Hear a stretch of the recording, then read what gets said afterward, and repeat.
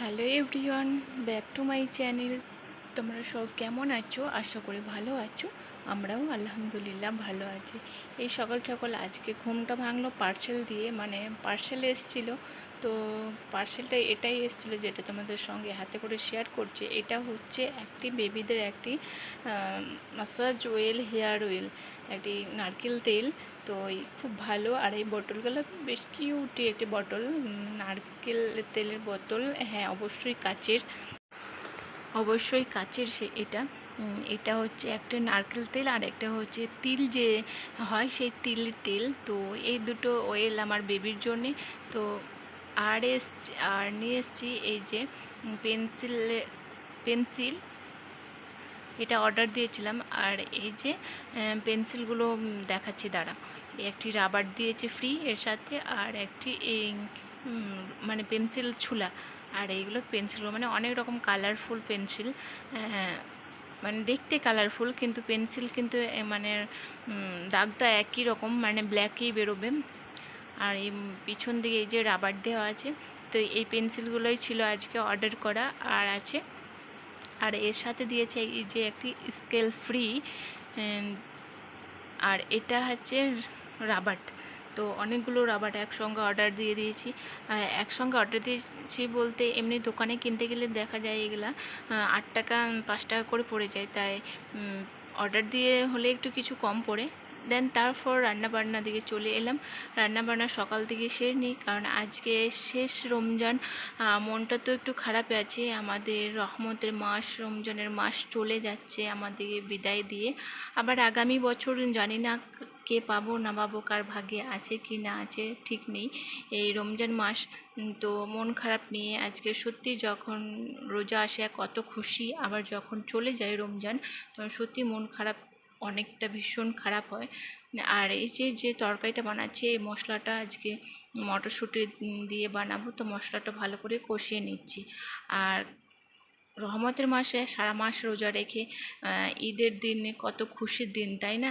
তো সেটাই আল্লাহ তাআলা কেমন সৃষ্টিকর্তা, যে এক কষ্টের পর সত্যি যখন সুখটা দেয়, ভীষণ মানে আনন্দের সেই সুখটা হয়। 1 মাস রোজা না খেয়ে না দিয়ে আমরা যে রোজার উপোসটা করে থাকি, তারপরে এই একটাই দিন, ঈদের দিন, কতটা ওপরওয়ালা কতটা আমাদের একটি খুশির দিন দেয়। মানে যারা রোজা রেখে যে খুশির ঈদের দিনটা যে নামাজ পড়ে পালন করে, তারাই একমাত্র বুঝবে। অবশ্যই যারা না রোজা রাখে তাদেরও ঈদ, কিন্তু রোজা রাখার পর যদি নামাজ পড়ে সেই ঈদটা এনজয় করা হয়, মনে হয় বেশি ভাল লাগে। তারপরে এই তরকারির মধ্যে দিয়ে দিচ্ছি এই যে কিছু বড়িটা হালকা ব্রাউন শেপ করে ভেজে নিচ্ছি।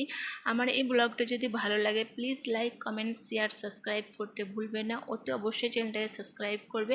আর যারা অলরেডি সাবস্ক্রাইব করে ফেলেছো তাহলে তাদেরকে অসংখ্য ধন্যবাদ।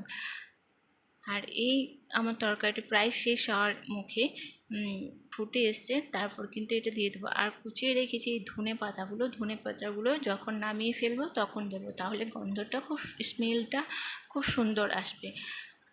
তো সকাল থেকে রান্না বান্না সারার পর তারপর এই যে একটু পর যাব স্নানটা ঝটপট করে নেব। তাই ভাবলাম যে একবারেই আমি তরকারিটা কমপ্লিট করে তারপর আমি স্নানে যাব।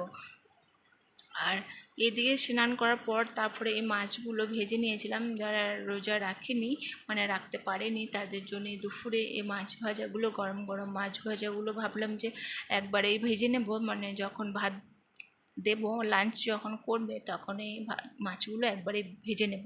তারপর ওদেরকে খাওয়া দাওয়া দেওয়ার পর তারপর একটু রেস্ট নিয়ে তারপর বিকাল 3:30 নাগাদ এই যে উঠে সমস্ত আয়োজন করছি। এই যে শসা, পেঁয়াজ কাটা, ধনেপাতা, টমেটো কুচি।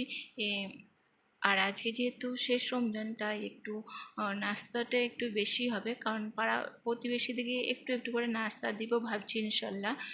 তাই ফলগুলো কিছু কেটে রেখেছি। আর এটা হচ্ছে লুচির জন্য একটু আটাও মেখে রেখেছি।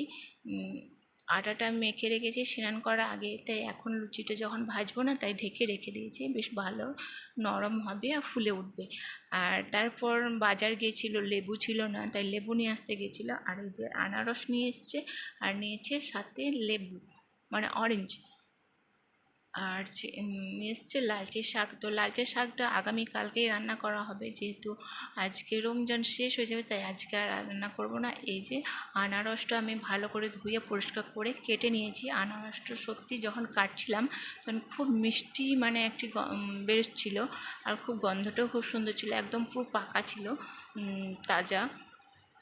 আর এই যে তরমুজ, শসা, পেঁপে, গ্রেপস এই ছিল আজকে নাস্তা। আর নিয়ে এসেছিলো তারা ফ্রিজে ভরা ছিল এই যে পেয়ারাগুলো অনেকটাই পেকে গেছে, তো ভাবলাম কেটে নিই, যার ভাল লাগবে সে খাবে। আর এই যে এই সাইডটা বললাম না যে পাড়াতে কিছু নাস্তা দেবো, তাই এই গামলার মধ্যে আমি সব কিছু ফলগুলো কেটে নিয়েছি। এটা হচ্ছে পায়েস, আর এটা হচ্ছে ছোলা মাখা করেছি, পেঁয়াজ, শসা, কাঁচা লঙ্কা, টমেটো যা যা দিই, তো এটা ছোলা মাখা। আর এটা আমার মেয়ে টিউশন থেকে এসছে, তাই শসাটা বায়না করলো, শসাটা কেটে দিলাম। এটা হচ্ছে শরবত, লেবু জল আর চিনির শরবত।